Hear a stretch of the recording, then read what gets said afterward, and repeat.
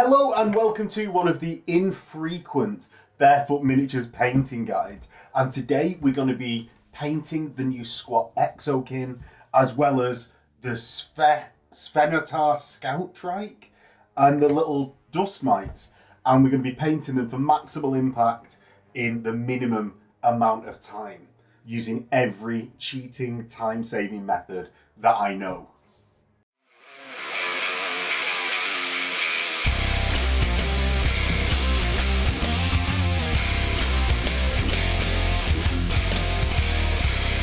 So, as we start off this video, it's worth saying Games Workshop did send me these Exokyn as well as the Scout Trike boxes. So it's worth saying I actually really like these exosuit models because of their look as Saturnine Terminators from the old Rogue Trader days, I believe it was, that Saturnine Terminators were around, which were meant to have started as mining suits and void mining suits. And I think it's a really nice nod to those Terminators that they've pulled off quite successfully for the look. And I wanted to sort of do them justice whilst under some time pressure. Last weekend, we recorded the first half of an Ash Waste campaign. And I wanted to use these squats. I'd not got them done yet. And Friday night, I decided, I'm desperate to use the squats, at least in some way, shape or form. So I thought, what can I do to make them have the most impact with the fastest time? And a bit of time pressure helped for for the speed of my painting. But yeah, I used every dirty trick that I knew in the book. We're going to be going over today like airbrush work, slap chop style, pre-shading, like enamel grimdark thing where you put enamels on everything. If you only came here to find out what size the ball bearings were that I used in the squat prospectors and Exokyn kits, they're 9.5mm ball bearings, so they just fit quite nicely onto the squat prospectors and the exosuits. I essentially glued them in before I put the front plate on. And then with the front plate on, or before I put the front plate on, covered them in a Beats Lung 502 liquid mask. I will have pronounced that terribly, but yeah, it allowed me to paint the models with no worries of anything going on to that steel ball and having it in there all the time. For the normal prospectors, I just glued them in after painting, essentially. Right, so let's get on with the model, let's get on with the first step of paint, and we'll go over this horrendously fast, quick method for getting these quick results. So for the first section, what I did is I undercoated them in black and dry brushed them with white, and just very standard like slap chop style. But what I was thinking of when actually dry brushing these was I actually had a tiny bit too much paint on the dry brush when I started. And I'd start out around the top of the model where you get the interest. Like if you think of a Space Marine, they've got their head and then the two shoulders as like the main like triangle of interest framing that area of the model. So because we've got this like triangular shape to where the head sits, I started with that and sort of dragged outwards with my dry brush to have the sharpest bit of highlight there to draw attention to that face. And actually I think with the use of the ball bearing in these kits as well, being shiny, it draws the attention really nicely. If you're using regular faces, having that bit of detail on the face, having the flesh, that visual interest there would be really nice. So yeah, I started out with the dry brush from that face, pulled outwards, and then as I worked around the model, as the paint came off, obviously, there was then into a normal dry brush amount, and that sort of faded down into more of like an overbrush general grey as we got further down the model. Now, the reason I wanted to have this extra paint on the brush is that I wanted to sort of emphasise the scratchiness that we get on armour that it's been at the rock face all the time in their exosuit, and then they've gone out and been like fighting on Necromunda all the time, and it's just something that I've found in manufactured armours can just give that nice scratchy visual interest to a model when it's at arm's length that makes you want to put it near your face. There's always it's one of the downsides of my Iron Warriors is that nothing makes you want to put it close to your face, whereas say these suits, I wanted to start off with something that would maintain visual interest from all like distances away on the table and then close up to your face. So you notice more and more detail with this heavy dry brush as the pre-shade, as opposed to using an airbrush for the pre-shade. I find it's just a nice effect as it gets closer to your eye. And before I start rambling on too much, let's get into the next stage. Now for the next stage, after using just white, I used bold titanium white on the last stage by Pro Acryl, but white is white so long as it's a clear white.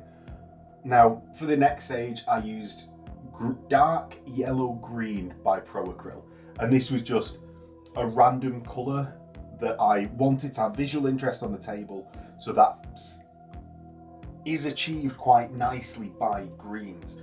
And I'd been looking at lots of, to not lie to everyone, Trench Crusade models, which are like greens and reds, and it looks really visually striking. So I thought, I'll go with the green, and it also, in the back of my mind, I thought made them look more organised than other gangers on Necromunda. Because although they're not like an army, then as dwarfs, I imagine them much more rigorous in everything that they're doing, like even down to like clan society and things like that, even if they are on Necromunda. So it sort of gives that visual cue, although they're not a military, that they're that level of organised. So what I did is I thinned down my paint. Pro Acryl's great because you can put it through an airbrush, and I thinned it down enough so that it would glaze over the model and take 2 to 3 coats to get a true coverage. Now, if you put, what we don't want to do is destroy that pre-shade underneath. So err on the side of too thin at all times. And if you get, say like 2 shades in and you're like, I probably couldn't take a third, but it's not quite the green that I want, don't be scared to then add more thinner at that point, halfway through. It's all in the name of not destroying that initial pre-shade, essentially, because we just don't want to lose that visual interest underneath the model. So yeah, apply thin coats. If you get halfway through and want a bit more, thin down even further and just carry on. And enjoy whacking a nice bright visual colour over the model. Now, one thing to note as well is with the future stages in this, you want to start off brighter than you actually want to end up. Because as we get to the enamel stage, that will definitely darken down all of the tones on the model. So even if you do something and you're like, oh my God, it's like burning my eyes, it's so bright, it won't end up that way. Just trust the process and carry on through. And all of it is just process driven, and just if you just keep plodding along and trust yourself and it, you will get there. So let's get on to the next step. So the next step is putting a stripe on the model. Now this just gives some more visual interest, makes the actual model in a cheating sense look more done by just simply putting this stripe. I chose an offset stripe down the chest, and I chose it down the chest because it was, again, in this sort of triangular frame and drawing interest to the head as the central focus point. For this, I'm using Olive Flesh by Pro Acryl because it is slightly towards that, I'm seeing green, but it's an off cream, basically, colour that would go well with the green. And because of how Olive Flesh interacts with the green, it would actually look whiter on the model than it does in the paint tub. And it just is really, it's a nice colour that I go to quite often for pairing with these brighter colours when I'm painting. So yeah, quick stripe, and then we're done just adding so much for what actually that paint job is. And it's just a nice drawing motion with the brush, drawing the brush towards you so that we can keep a nice straight line. And I pick, say, rivets and have them so that I go, oh, it's on the first and second rivet and then straight down to the second and third rivet on the chest as we're looking at the model now. And that would give me visual indicators to keep the line straight, as well as replicating it across other models. Considering ploughing through with this, and at some points you just need to plough through, and I think that goes both for a video as well as a model, as you can tell by how out of focus this model is currently. So the next step I did was adding some hazard stripes. It wouldn't be a Necromunda gang without some hazard stripes, especially rock saws. So I started out with a Nazdreg yellow contrast paint and put it over the green. The good thing about green going with yellow, it's a nice, I think it's a complementary colour. Is it? No, whatever it is, it goes really well with green. If you want some accurate, if you want everything to be done by feel, I suppose, come here. If you want all the accurate terms, go to Little Legend or Cult of Paint, because they will have it all nailed down in the actual terms. If you want painting by feel and emotion, stick with me. Right, so we're going to use some Nazdreg yellow, and then while that was drying, I actually went in with some wildwood on the soft bits of the armour, just so that I could work on another area at all times. And when I got to the end of the wildwood on all of the gang, I'd then come back in and finish off the stripes. As it happened, the stripes were still wet, and I don't massively see this as a problem. Utilising like a yellow ochre, pro acryl range again, it's a very lazy man's wet blend that just whacking on the yellow ochre, and it did a little bit of a mix, went browner at the edges, and then allowed me to come back on with the yellow ochre when that was dried and get a strong colour nearer the light source edges, like the upper edges of those yellows. And you can see I'm having an absolute nightmare as I'm recording this, watching me not paint on screen. Oh, here we go, it's back on screen. So we get into now the black of the hazard stripe. We've already done the yellows, and then I'm just going to pick the same as the white stripe down the chest, points that are consistent on the model that can give me visual indicators. And you can be very rough with these hazard stripes at this stage.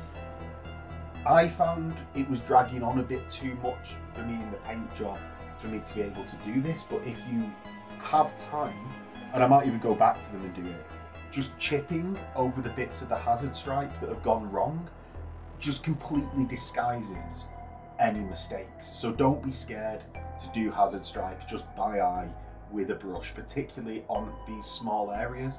On tanks you might need to use masking tape, but on these small models, get stuck in, practice just draw technique with the brush, and just try and get them consistently spaced by utilising your brush, I find, as the width, like the fuller of the brush.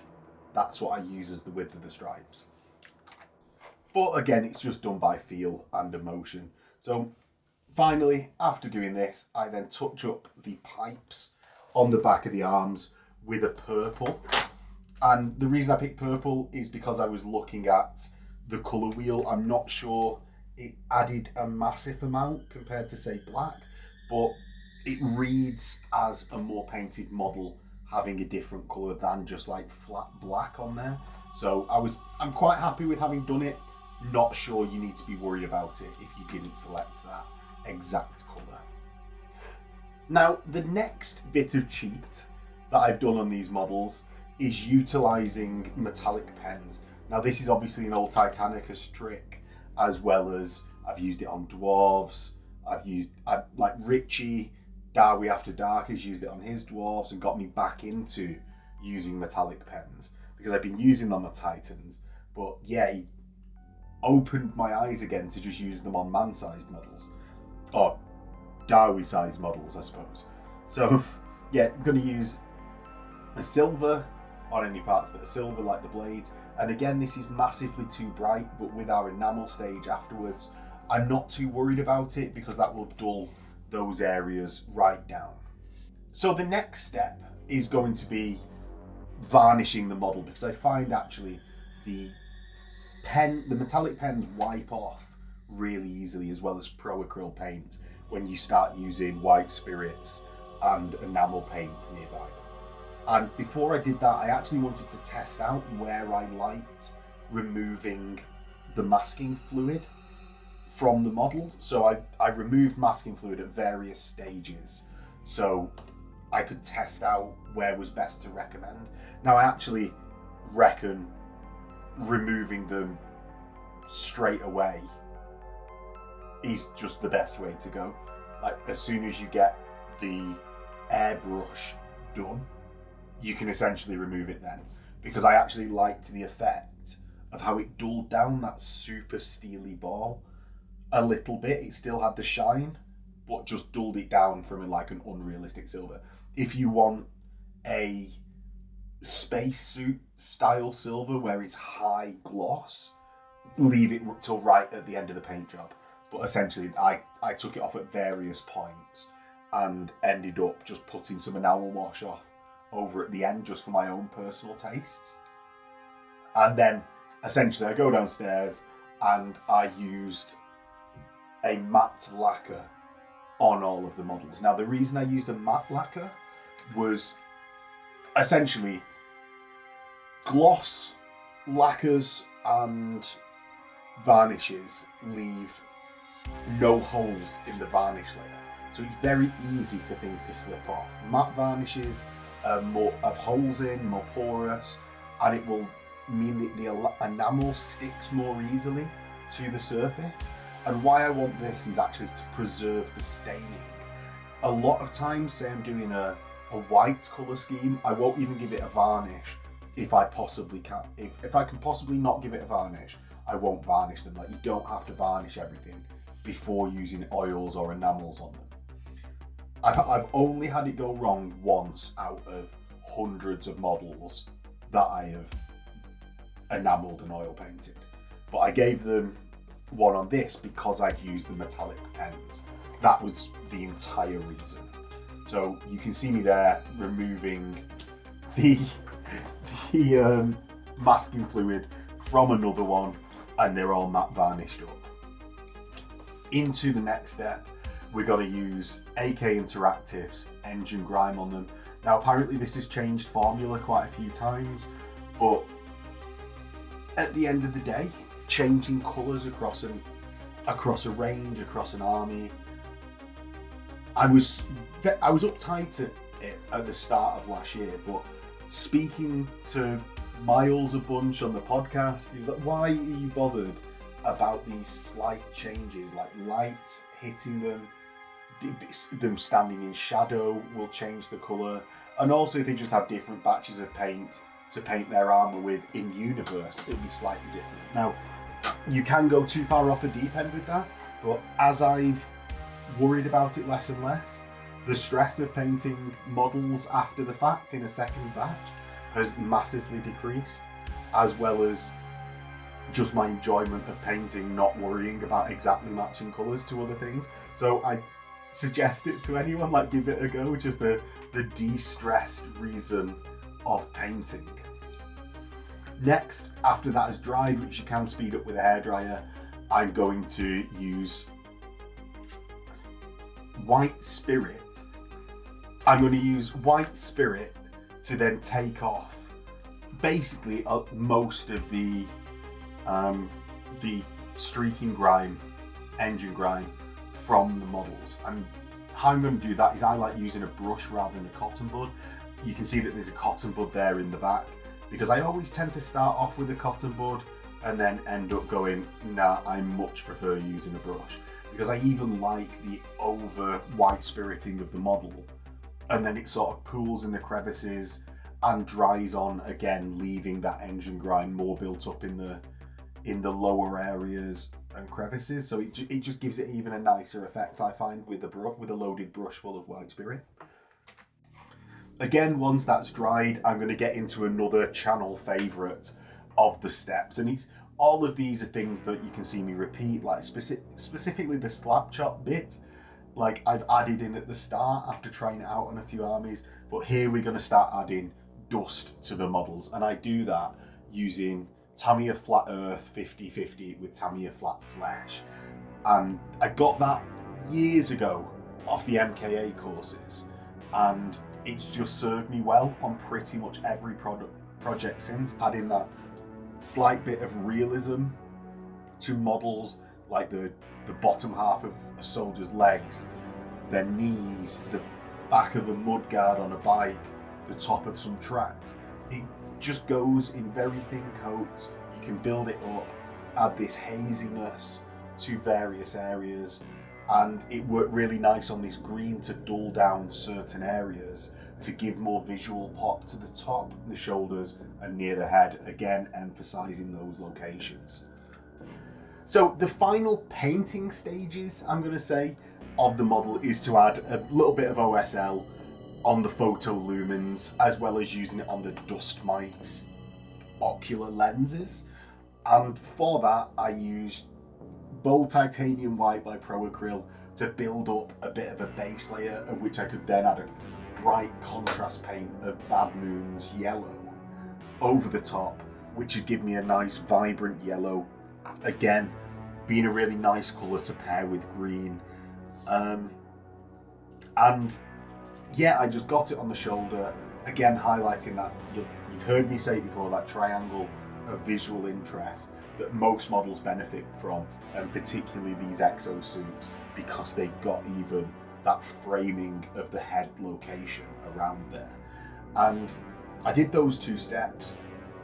I would normally leave it there without a varnish over the top. I tend to not, although I game with my models, they're not in foam cases or anything like that, so I like leaving it there without a varnish, and I'll just leave them for a few days for that enamel paint to cure, so that I don't have to add another layer of varnish. But because I needed to get them finished by the next day, the final stage here of the paint job was then giving them a matte varnish just to seal them in and get them finished. For the basing, I pulled out, because they're going in the ash waste, my mist grey grout from Top's Tiles. And so if you want to see those ash waste terrain videos, they have been out previously on the channel, where I make ash waste stacks as well as a side hab off the side of that. And he's using this grout for the mist grey, and it's just a really nice simple basing method. I then, after this is dried, after putting like a layer of PVA, dipping it in the grout, letting it dry in the morning, I then just put a layer of PVA over the top of that and black rimmed the base, and that was the model done. So, and that was the finished paint job. I'm actually really happy with how these turned out. For the amount of hours that I put in, which was 3 for the entire gang, I think it's really effective. I don't think I'm going to win any painting awards with this exact thing, but what I do think is, with the combination of the ball bearing, the bright colour, a bit of visual interest from the lighting, I've already noticed with the Ash Waste campaign, people have come over and picked them up to look at them and been like, oh, that's a nice looking model, because it's a unified, simplified scheme that is just visually striking. And I think it's something that you as well, at home watching this, could pull off. And I think it's a really fast, effective method that's got visually pleasing results. Let me know what you think in the comments. Did you like the scheme? Is there anything that you think I could tweak and do a bit faster, a bit better, something that you think would be a small improvement or a small amount of time for a large improvement? Let me know in the comments. If you like these videos, if you want to see more painting videos, do let me know in the comments, because honestly, I don't know whether I'm any good at these painting videos. So it's why they're so infrequent, because like, why the hell does anyone want to watch these painting videos that I do? So yeah, let me know in the comments if you do. If you like the channel, if you really like the channel, There is a Patreon link as well as a YouTube memberships link below where you can get early release videos, access to the Discord, and with that, I'll see you in the next one. In a bit.